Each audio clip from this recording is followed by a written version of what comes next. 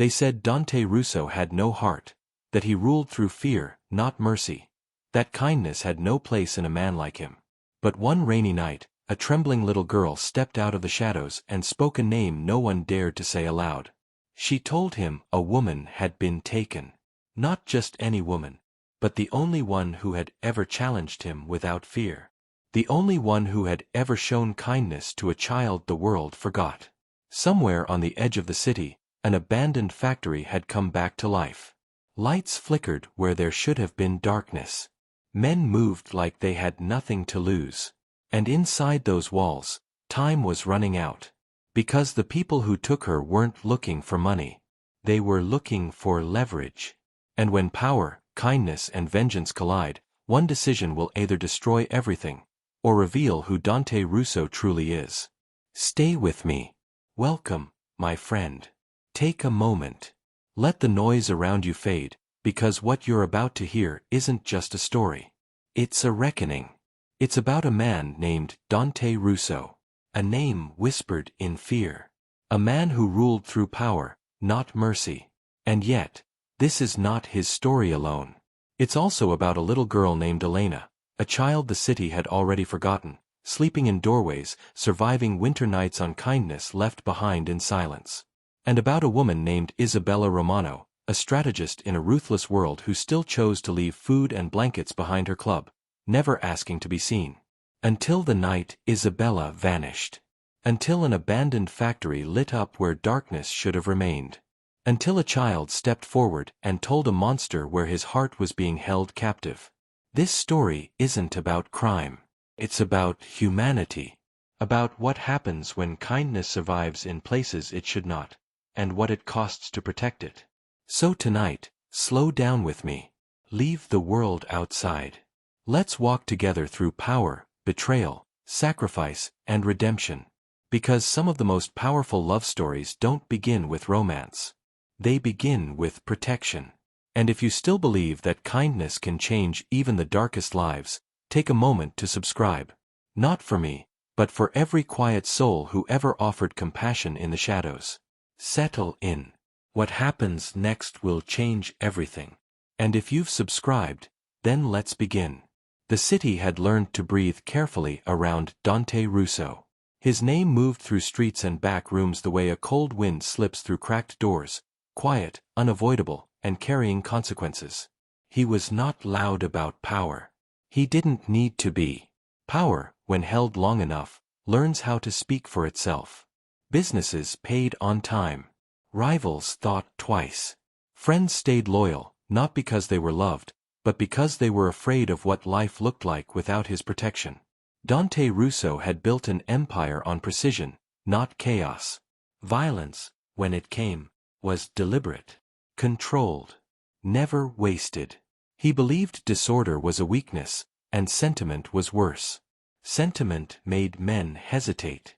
Hesitation got people buried. And yet, beneath the tailored suits and measured decisions, there was something unspoken about Dante that those closest to him sensed but never named. A stillness. A distance. The kind that comes not from confidence, but from having locked too many doors inside yourself and thrown away the keys. He had grown up learning that mercy was a luxury for people who could afford to lose. Dante could not. Every step upward had been paid for in blood or silence. By the time he reached the top, he had learned how to live without sleep, without trust, without warmth. What he had never learned, what no one had taught him, was how to live without fear. That was where Isabella Romano came in. Isabella did not rule by fear. She never needed to. Where Dante commanded, Isabella observed. Where he broke obstacles, she studied them until they dismantled themselves. She was respected not because she threatened people, but because she understood them. Numbers, logistics, timing. She treated crime the way a chess player treats the board, always thinking 5 moves ahead. But that wasn't what made her dangerous. What made Isabella dangerous was that she refused to be impressed by Dante Russo. From the first night they met, she spoke to him as if he were simply another man in a long line of flawed ones. She disagreed with him openly, corrected him when he was wrong, questioned decisions that others would have nodded through in silence. It should have infuriated him. Instead, it unsettled him. Because Isabella did something no one else dared to do. She saw him. Not the legend. Not the threat. The man beneath the weight of his own reputation. And she never flinched. Outside the world of whispered deals and guarded meetings, Isabella ran a nightclub that doubled as a legitimate front. It was a place of music and warmth, a sharp contrast to the streets that wrapped around it like a clenched fist.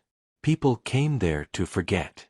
To feel human again, even if only for a few hours. And behind that club, every winter night, something quiet and unnoticed happened. A bag of food. A folded blanket. Left near the back door. No note. No name. Just warmth placed gently into the cold. Isabella never spoke about it. She didn't need credit. Kindness, to her, wasn't a transaction. It was a responsibility. The child who found those offerings learned this early. Her name was Elena. No one knew exactly how old she was. The streets blur time, especially for children. Elena had learned how to be small, how to be invisible. She slept where the wind cut least sharply, listened more than she spoke, watched people the way prey watches predators, carefully, memorizing patterns. Hunger had taught her patience. Cold had taught her silence. And loneliness had taught her something else entirely, how to remember kindness. Every night Isabella left food, Elena waited until the lights dimmed and the music inside softened. She never showed herself. Never said thank you. She only watched the door close, then stepped forward to claim the warmth before it disappeared. She didn't know who Isabella really was. She only knew that someone out there had decided she mattered. That decision stayed with her. Months passed. Seasons shifted. Elena survived the way street children always do, one day at a time, one kindness at a time. She watched the people who came and went. She noticed the black cars. The men who walked differently, who scanned the street before stepping out of shadows. She learned which faces belonged to danger and which to safety. And she noticed something else. The woman who left the food was watched. Carefully. Deliberately. Not by the usual kind of men. These were different. Harder. They didn't linger. They counted exits. They whispered into phones and disappeared. Elena didn't know what it meant. She only knew it didn't feel right. Then one night, the food didn't come. The door stayed closed. The music never started. And the city shifted. Isabella Romano vanished without noise, without warning. No body. No message. Just absence. For men like Dante Russo, absence was louder than gunfire. He felt it immediately, not as panic, but as something colder. Something wrong. Meetings continued. Phones rang. Orders were given. But beneath it all, a pressure built, slow and relentless, like water against a dam. Isabella did not miss appointments. She did not disappear without a plan. Someone had taken her. The city, sensing the change, grew nervous. Rumors moved faster than facts. Names surfaced. Disappeared. No one wanted to be the first to admit responsibility, and no one wanted to be the last to find out they were wrong. Dante searched in silence. And Elena watched. She saw the men. She followed from a distance, careful not to be seen. Hunger had sharpened her instincts. Fear had refined them. She noticed trucks moving at odd hours. A factory on the edge of the district that had been quiet for years suddenly breathing again. Lights flickering, doors opening, voices where there should have been none.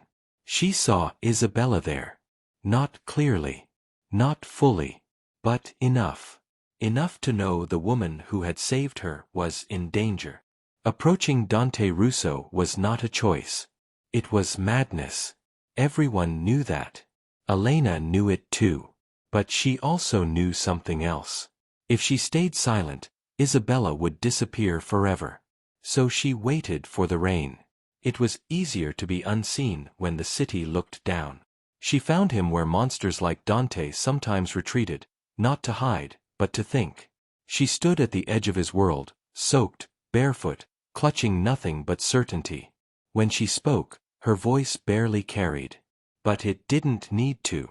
She said Isabella's name. And Dante Russo stopped breathing. For the first time in years, fear crept into his chest.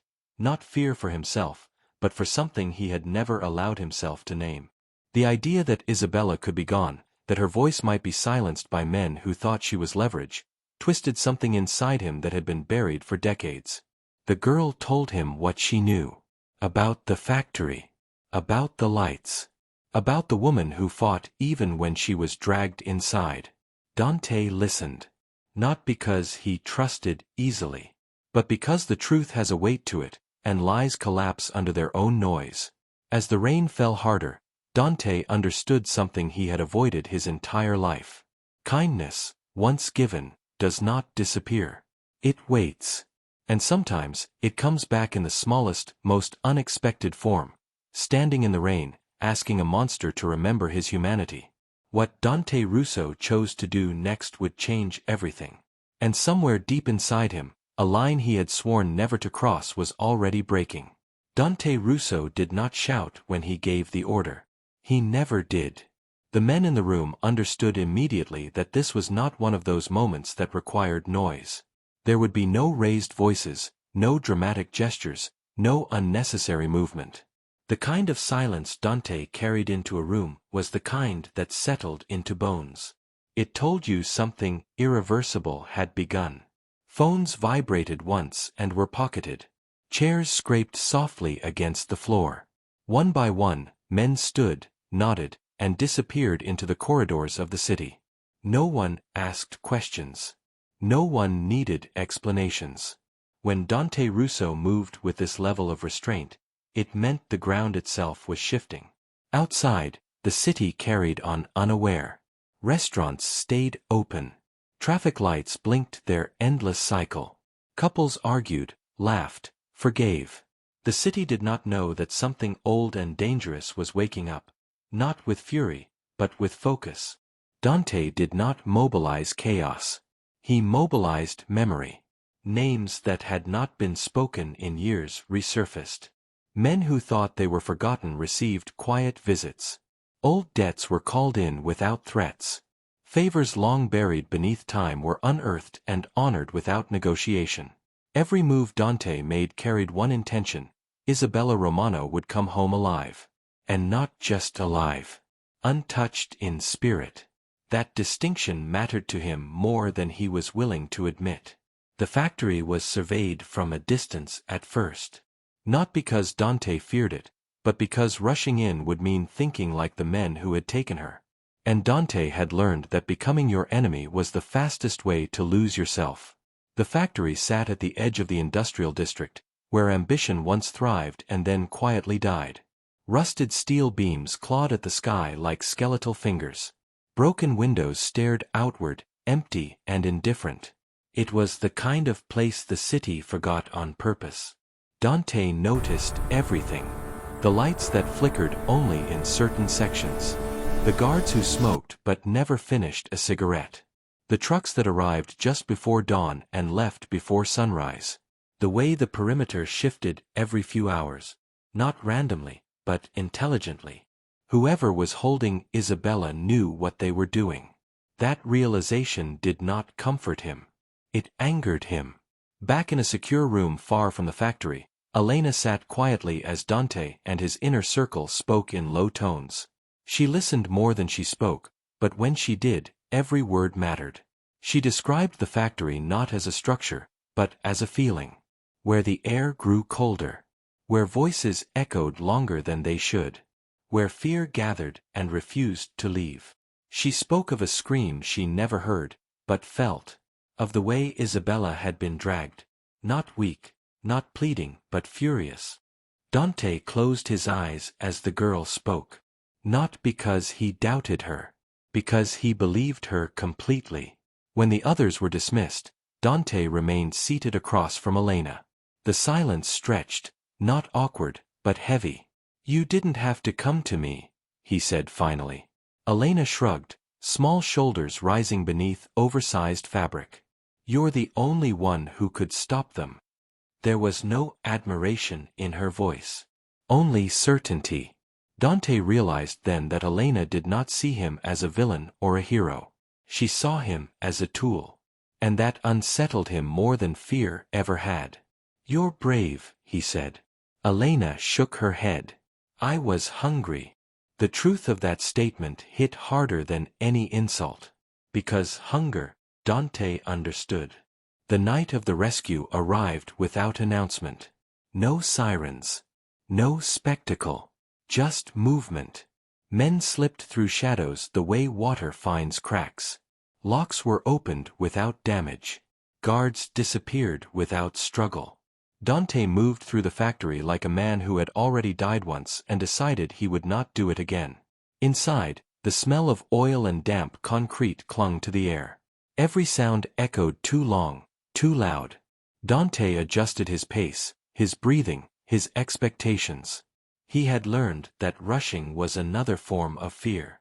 Isabella was deeper inside. When he finally saw her, something in his chest fractured. She was bruised, tired, restrained, but she was not broken. Her eyes lifted before he spoke, before he stepped fully into the light. She recognized him instantly. I told them, she said hoarsely, that you wouldn't forgive this. The man closest to her turned too late. Dante ended it with efficiency, not rage. The remaining guards surrendered quickly. Not because they expected mercy, but because they understood finality when they saw it. Isabella stood unsteadily once the restraints were removed. Dante caught her before she fell. For a moment, neither of them spoke. Words felt inadequate. When she finally laughed, it startled him. Soft, breathless, almost disbelieving. I hate that you were right, she said. I hate that they underestimated you. Dante held her tighter. They underestimated kindness, he replied. Outside, the rain began to fall. It washed blood from the concrete. It cooled the tension in the air. It reminded the city that no matter how ugly things became, they were still subject to time. Dante did not kill the men who surrendered. That decision rippled outward faster than violence ever could. Some saw it as weakness. Others recognized it for what it was. Change. If you believe that power should be restrained by conscience, not cruelty, this is where you take a side. Like this story. Let it be known you don't stand with those who hurt others simply because they can. Because your stance matters more than you think. The days following Isabella's return were uneasy. Dante expected celebration, relief, closure. Instead, there was tension. Isabella recovered physically faster than anticipated. Emotionally, she carried herself with the quiet gravity of someone who had seen exactly how fragile survival really was. One evening, she stood at the window of Dante's apartment, watching the city lights flicker below. This ends, she said. Dante did not pretend to misunderstand. All of it, she continued. The deals. The shadows. The blood. He said nothing. I won't live in a world where someone can take me just to send you a message, she said. And I won't be the reason you die proving you're still feared. Her voice did not shake. That terrified him. I don't want to be the last good thing you destroy, she added. Dante had faced threats that would have crushed other men. This one hollowed him out. He began dismantling his empire piece by piece. Not recklessly. Not dramatically. Carefully. Assets were liquidated. Territories dissolved. Information exchanged for immunity. Old alliances were severed with painful finality. Some men followed him into legitimacy. Others turned their backs, unable to recognize the man he was becoming. Dante accepted that. Because transformation always costs something. Elena remained. At first, she stayed quiet, unsure whether she was welcome or merely tolerated. Isabella noticed everything. One night, she left a bowl of soup on the table without comment. Elena ate silently, eyes wide with disbelief. From then on, she stopped flinching when doors closed. Weeks passed. The city adjusted. Dante learned how to wake without checking a weapon first. Isabella learned how to sleep without listening for footsteps. Elena learned that blankets did not have to be earned. And then the message arrived. Not loud. Not violent. A warning. Elena was followed. Dante felt the old instinct surge, rage, certainty, blood. He resisted it. Instead, he did something unimaginable. He called the authorities. That decision stripped him of what little protection his name still provided. It exposed his family to scrutiny and risk. It forced him to confront the consequences of every life he had touched. But it also drew a line. One that could not be crossed quietly. When the attack finally came, it was fast. Fire. Smoke. Screams. Their home burned while they stood outside in the rain once more, watching years of careful rebuilding collapse into ash.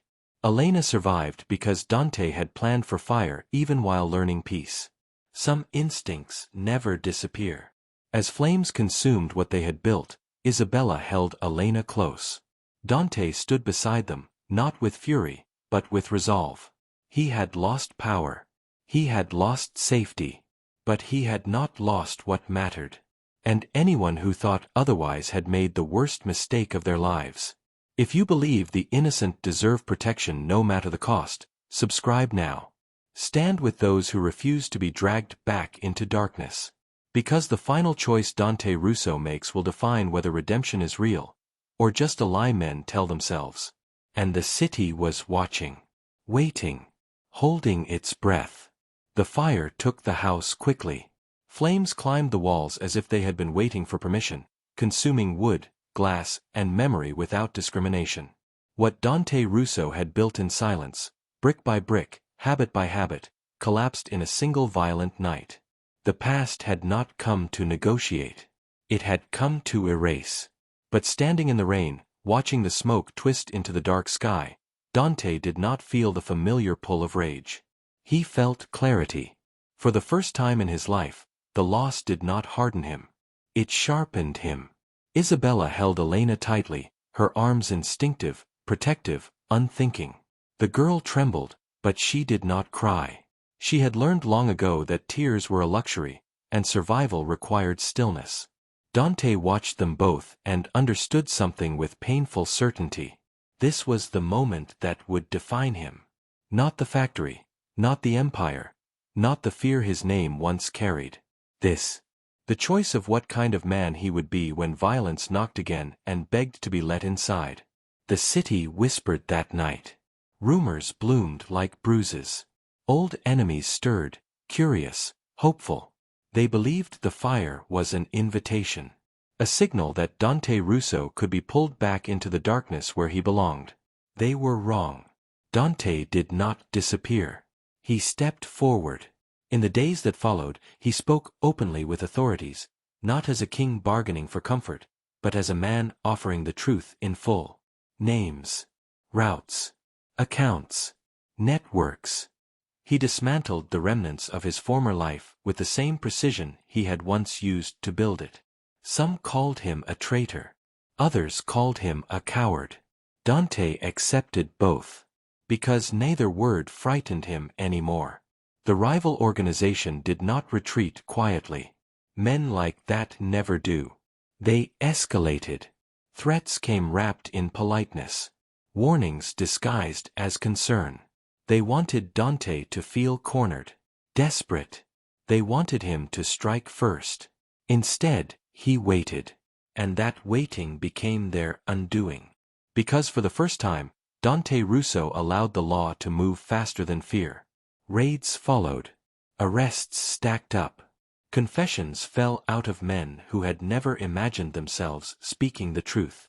The factory, once forgotten, became evidence. The fire became motive. Elena became the line no one was allowed to cross. And then the final message came. An ultimatum. Meet us. Alone. Old Dante would have gone without hesitation. New Dante brought witnesses. The confrontation did not happen in an alley or a warehouse. It happened under lights so bright there was nowhere for shadows to hide. Words replaced weapons. Evidence replaced intimidation. The men who believed they controlled the ending found themselves exposed, stripped of mystery and power. When it was over, there was no dramatic explosion. Only silence. The kind that comes when something ugly finally loses its grip. If you believe justice should be loud enough to drown out cruelty, this is where you stand up. Comment below. Let the world know you don't side with those who terrorize the innocent. Your voice matters more than silence ever will. Months passed. Life did not return to what it had been. It became something else. Dante, Isabella, and Elena moved into a smaller home, nothing impressive, nothing guarded by reputation. Just walls, windows, and the simple promise of safety. Dante learned how to live without scanning exits. Isabella learned how to breathe without counting risks. Elena learned how to sleep without listening for footsteps. One morning, she called Isabella Mom by accident. No one corrected her. The adoption was quiet. No ceremony. No celebration. Just signatures and a future that finally felt real. Elena chose her own room. She taped drawings to the wall, houses with smoke rising from chimneys, not fires. Always smoke. Always warmth. The baby came later. A daughter. Dante held her with hands that had once broken lives and now trembled at the responsibility of holding one. He watched Isabella watch him, her eyes soft with something that looked like forgiveness. Not just for him. For the world. Years later, Dante Russo was no longer a name whispered in fear.